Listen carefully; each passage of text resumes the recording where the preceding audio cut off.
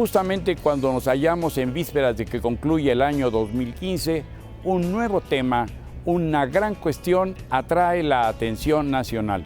Con toda seguridad, será también motivo de enormes discusiones, de acuerdos, de proyectos, de deliberaciones y de argumentos sin fin, de toda laya, salpicados lo mismo de gran moral, de aspectos religiosos, de aspectos familiares, de la estructura de la sociedad mexicana que en este noviembre ya se declara dispuesta a abrir un enorme debate nacional en torno a la legalización, uso, consumo, producción de esta, hasta hace muy poco tiempo, satanizada la hierba, la mala hierba, la Mary Jane, le decían los norteamericanos, le decía la verde, la mota, dicen los jóvenes, los muchachos, los escritores, así decía José Agustín, y como Parménides García Saldaña, o el mismísimo Gustavo Sainz.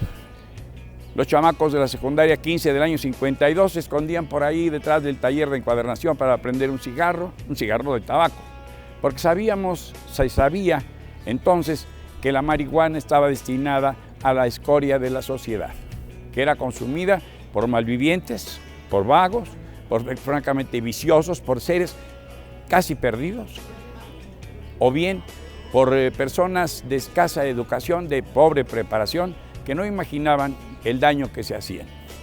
Es por ello que entonces se vio en esa droga tan terrible un gravísimo peligro para la sociedad. Las autoridades se han preocupado de tiempo atrás lo mismo de cuidar y de sanar y de prevenir la adicción que de realizar pruebas que nos digan qué efectos reales tiene la marihuana. En tiempo del presidente Luis Echeverría Álvarez se supo que había pedido al Instituto Politécnico Nacional, cuestión de investigarlo, que pusieran lotes de ratas testigos, de animales testigos de laboratorio, para que estuvieran bajo el influjo del humo de la marihuana, ratas preñadas, sometidas a intensa inhalación de humo de marihuana, mientras otro grupo de ratas también en idéntica condición de preñado tenían que inhalar solventes, los cementos, como les dicen quienes los consumen. A buenas horas, esos animales fueron sacrificados, sus vientres abiertos para autopsiar y examinar los efectos que en sus fetos había tenido el humo de la marihuana y la inhalación de los resistoles y cementos. Bien, se halló por los médicos encargados de esta investigación, por disposición del presidente Echeverría, que los fetos de las ratas sometidas al humo de la marihuana se habían conformado perfectamente bien, en tanto que aquellos que estuvieron bajo la exposición intensa de los inhalantes tipo cemento eran gelatina, no habían logrado conformarse de ninguna manera. De ahí que se deduzca que los cementos, los inhalantes, licúan, hacen agua, aguadan, anulan, matan las células cerebrales, las neuronas, las mata por millares. Es muy dañino, pero hay conciencias nacionales como la del escritor Héctor Aguilar Camín, que está muy atento a todo lo que acontece en el país, que asegura que este debate que se va a abrir y la muy probable, como ya ocurrió con el fallo de la Suprema Corte de Justicia en estos días, por 4-1 para favorecer a quienes habían solicitado amparos para poder usar, consumir con fines lúdicos, con fines placenteros, con fines de diversión, marihuana que pueden cultivar en su maceta, en su casa, en su jardín, no para venta, no para distribución, ni siquiera para obsequiar y tentar a otros que también hacen proselitismo este aspecto de la droga.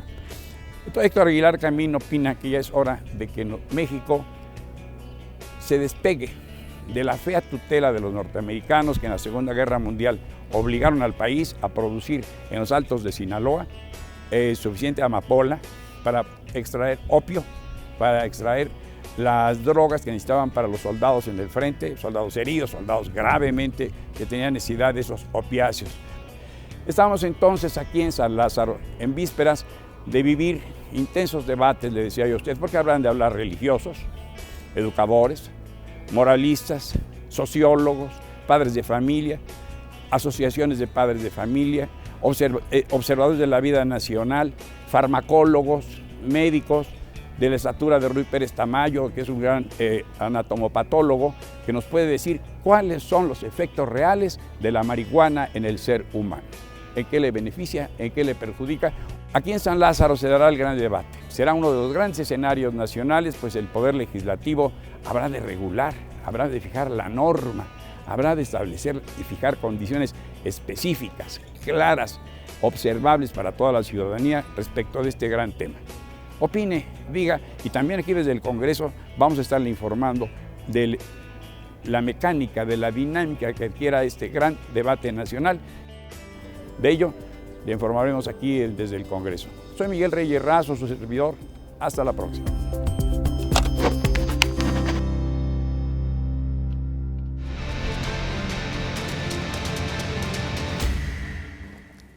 Gracias. Muchas gracias a don Miguel Reyes Razo por su crónica. Decir por su magnífica crónica, pues es absolutamente innecesario, pero ya dije, su magnífica crónica. Y continuamos con la revisión y el análisis de esto que son los programas sociales. ¿Alguien sabe cuánto nos hemos gastado en los últimos años en esto, los mexicanos? ¿Cuánto le hemos dedicado al desarrollo social?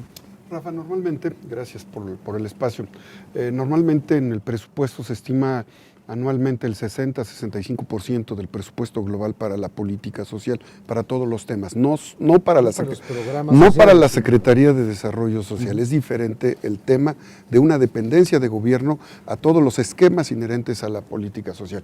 Pero yo sí quiero entrarle al tema del debate de las dos propuestas que nos haces. Una, cuando nos incitas al análisis con respecto a lo económico y a la parte social, totalmente de acuerdo que la repercusión de la política social, de la política económica, influye en la política social. Ese es un tema que los gobiernos tenemos que atender, pero también va ligado con respecto a la pregunta y al comentario que también nos invitas a debatir, el tema de la transparencia y el manejo de los recursos públicos.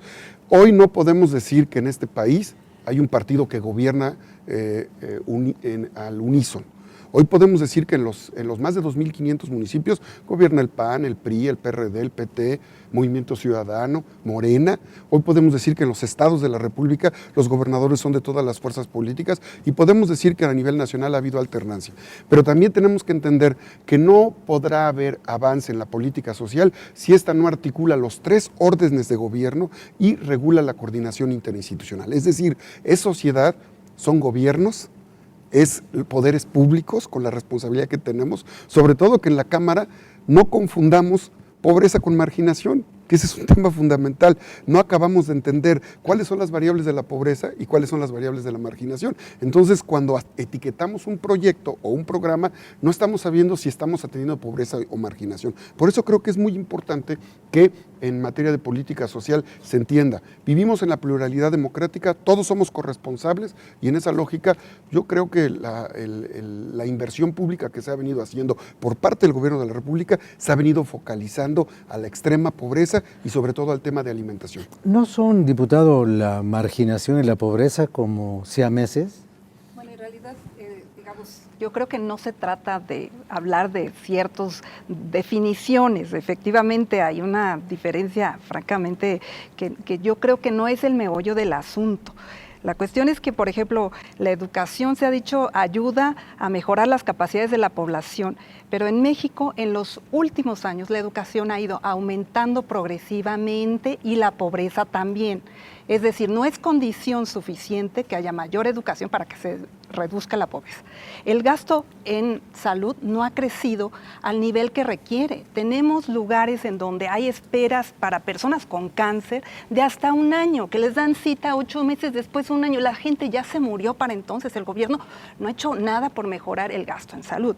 Y en términos de el gasto social, sí tiene este presupuesto un recorte muy importante, alrededor del 4 o 5% de disminución en gasto social, que por la Ley General de Desarrollo Social, artículo 20, no podría el Ejecutivo reducir un solo peso. De hecho, la ley dice que tiene que aumentar el gasto en desarrollo social, lo que creció la inflación, o sea, tiene que ser igual al año anterior, más lo de la inflación, más lo que se proyecta de crecimiento económico del PIB. Estamos hablando que en términos reales debería de estar creciendo 5% el gasto en desarrollo social.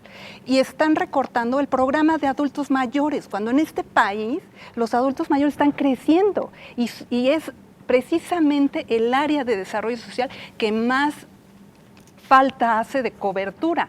Tenemos una población económicamente activa que solamente la tercera parte tiene seguridad social.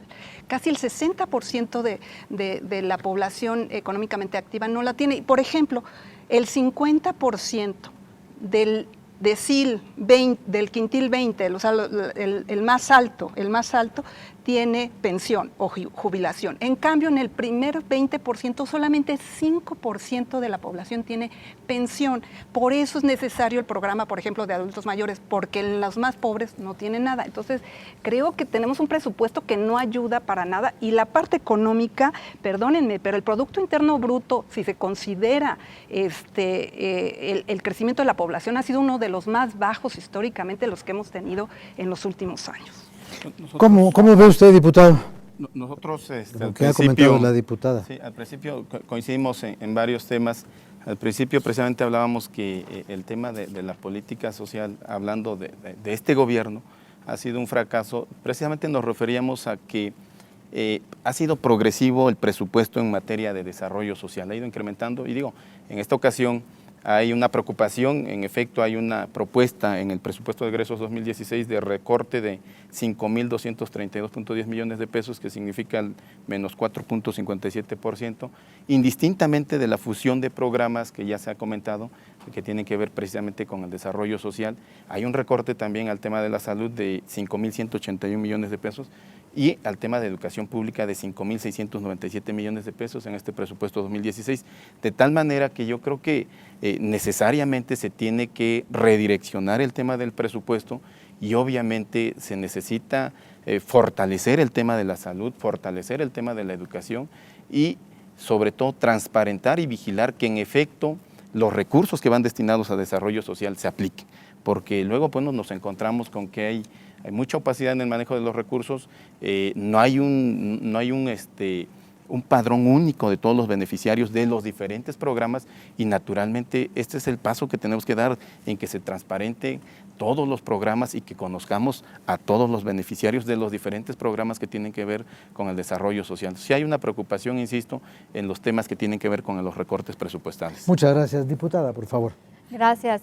Pues se ha hablado de clientelismo y del uso de los recursos públicos para ese fin, y se ha hablado de cifras, pero creo que todos podemos coincidir en que mientras se beneficie directamente a las familias, no solamente las que están en situación de pobreza, de necesidad, sino a las familias de clase media que trabajan y afortunadamente tienen un trabajo, pero no cuentan con las condiciones, por ejemplo, las madres de familia, para poder salir a trabajar y dejar a sus hijos en un espacio adecuado. Mientras no podamos hablar de que los niños y los bebés cuentan con la alimentación adecuada, no podremos nunca hablar de un desarrollo social pleno. Yo vengo de un distrito, les platico brevemente, en el que la mayoría de las familias pues, no se encuentran en una situación extrema, es el Distrito 1 de Nuevo León. Sin embargo, hay necesidad. Y esas familias no entran en las categorías en las que muchas veces se destinan los recursos y los programas, pero no podemos olvidarlos. Y estoy de acuerdo en que la pobreza es la prioridad a atender, sin embargo tenemos que pensar también en el general de nuestro país. Y eso es lo que buscaríamos en cuanto al presupuesto también. Muy bien. Les pregunto, frente a esta situación, ¿qué van a hacer ustedes? Porque ya escuchamos muchos diagnósticos. Nos quedan 3 minutos, diputado. Sí, desde luego. Coincido con la diputada Araceli Damián con respecto al tema de los adultos mayores. De hecho, cuando fui director del DIF, hicimos un estudio. Para el 2025, el segmento de la población más grande será el de adultos mayores, y esto implica preparar al país, porque habrá problemas de orden gerontológico en temas de geriatría y temas de tanatología, se tiene que atender.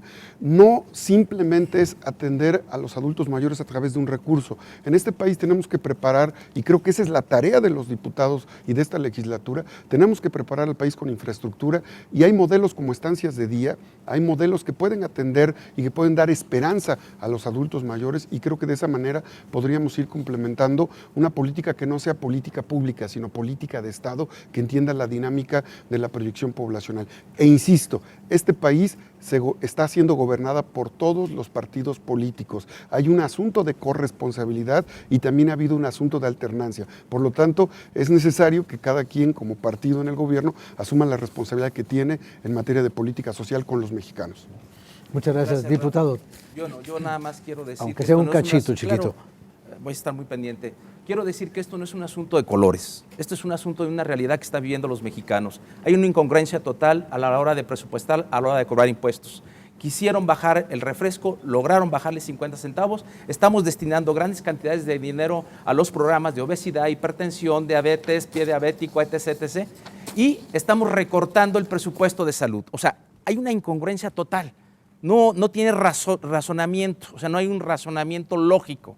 ¿Cómo queremos romper ese ciclo de la pobreza o del rezago o de lo como lo quieran llamar, cuando nosotros no estamos educando, no estamos detonando? Lo dijo Rafa al inicio de esta entrevista y tiene mucha razón. El dinero se atora arriba en 15, 20 familias. Hay que detonar la economía de abajo hacia arriba, hay que inyectar, hay que detonar las áreas geográficas donde existe la pobreza, llevando industria, generando empleos, educando, capacitando y, sobre todo, me llama mucho la atención que el partido del compañero hable sobre que hay que educar, las madres, el campo, y no hables de que el 3.2% le están recortando a educación hoy en el momento en que necesitamos educar más fuerte, en que necesitamos impulsar las industrias, en que para poder tener empleo necesitamos dar créditos blandos, estímulo a la formación de empleo, estímulo a la maquinaria, porque esto va a generar más empleos dentro de los que ya están instalados como empresa, más que seguir detonando que el crédito a la nueva empresa, a la MIPE. No, hay que fortalecer lo que ya tenemos, hay que crecer en empleos, hay que crecer en capacitación, en inversión y detonar las áreas que están sumidas en el rezago y dejarnos de parques industriales y de plazas. Perdón. Muy bien, pues muchas gracias. Bien, vamos a pasar al próximo bloque, que es el final de esta conversación de grupo, y yo les preguntaré, cuando sea el momento de comenzar, suponiendo que el presupuesto fuera obra solamente de una persona y que esa persona fuera cada uno de ustedes, ¿qué haría? ¿Qué haría? Olvídense de los otros 499 diputados. Yo digo que el presupuesto está así, yo lo voy a hacer y yo lo haría así. Esto es lo que yo haría. Y eso vamos a escuchar la propuesta de cada quien en el último bloque de este programa. Ahorita regresamos.